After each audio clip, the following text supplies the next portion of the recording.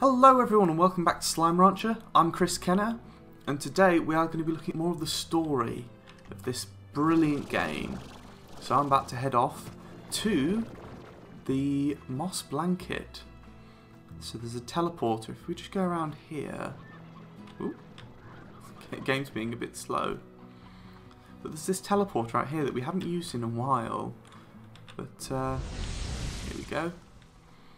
So, to reach the Moss Blanket, we crossed this bridge all that time ago. It's been so long since we made this trip.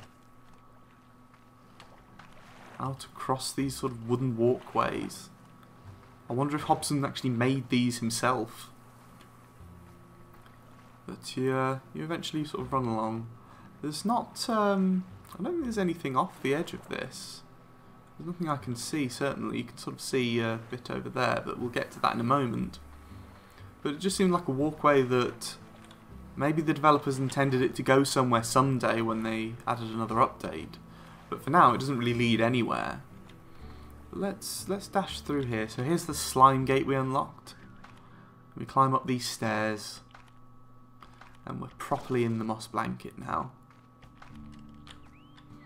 Oop. Let's hop down the hole. And here we are. So, the first hologram, it's actually just up here. And it reads, "The first time I went exploring the Moss Blanket, I got stuck here, so I constructed a way out. It's just up yonder." That's because you come down through this sort of hollowed out tree, but you have to use this route to get back up. Ooh, there's a blue slime pod. Treasure pod, sorry, not slime pod. What's in there? Ooh, there's items. Ooh, royal jelly. That's expensive, goodness me. You then get a message about the 7Z Rewards Club. "Miss LeBeau, the 7Z Corporation would like to extend a very special offer to you, an invitation to the very exclusive, exceptionally choice, highly sought after 7Z Rewards Club." And that's what we've been doing for most of this playthrough.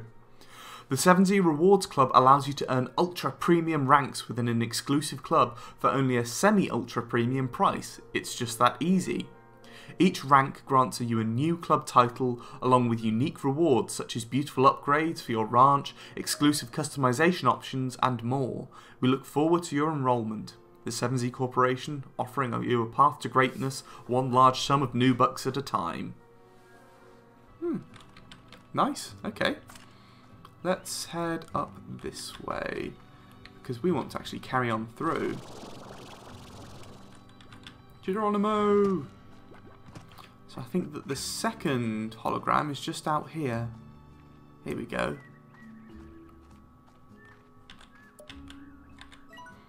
The Moss Blanket may seem like an ancient jungle of sorts, but the fact is that much of what you see here wasn't even around when I first began exploring this land. At this rate, I reckon it won't be long before this greenery completely overtakes the far, far range. So I wonder what this would have looked like when Hobson first visited here. All rocky and barren, perhaps. Got another one from Casey now. "The big storm. I got your mail. Of course I remember that day. I feel like that was when you and I really connected. It was raining so hard that the streets were flooding, and we took shelter in that cafe. It was like a scene from a movie, only we both looked like wet animals, and the guy running the shop was a real tyrant. The only way we could stay inside was by ordering one coffee after another. I felt like we learned more about each other on that day than ever. Maybe it was the coffee because we were both talking really, really fast.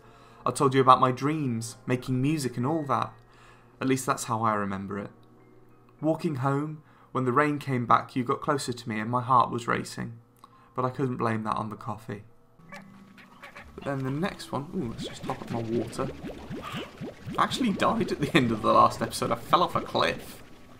Haven't died in this whole game, and then I died just after I signed off the last recording. But I think the next one, if I head out over here, we can follow this way and get this one. Have you ever been in love, Beatrix? Makes you feel all achy inside, like a day after your soul's been to the gym. That's the best way I can describe it anyway.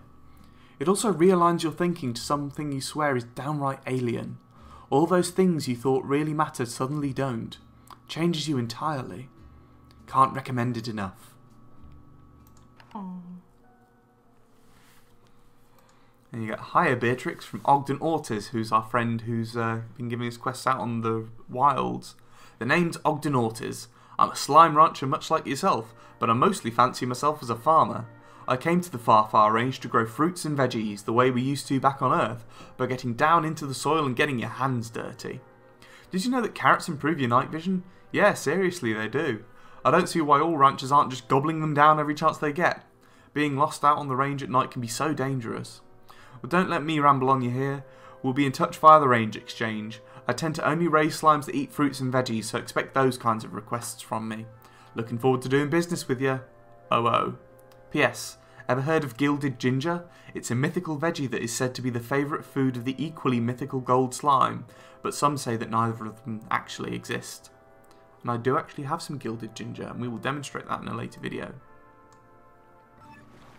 Now, Hobson has alluded to thinking of a lady over the course of this, so that's probably what he's talking about there too. Ow! Boom slimes. And you can see there's another one just out there. Just let me let my energy regenerate, and I think I can make that flight. Another one from Ogden. Partnership. You seem to be making a name out for yourself, and I like your style, so let me cut right to the chase. I'd like to offer you a job doing a little side work for me. I've got a chunk of land on the outskirts of my property that has access to a place called the Wilds, a land of primitive feral slimes and dangerous as all get out, but also home to a delicious, rare fruit that I love. If you're up for a challenge, come on down to a little retreat of mine near the Wilds and learn more. I found a derelict teleporter on your network that I've activated on your ranch. It'll take you right to it. Hope to see you there, Ogden. If I just eke out my energy? Yeah, actually made that quite nicely.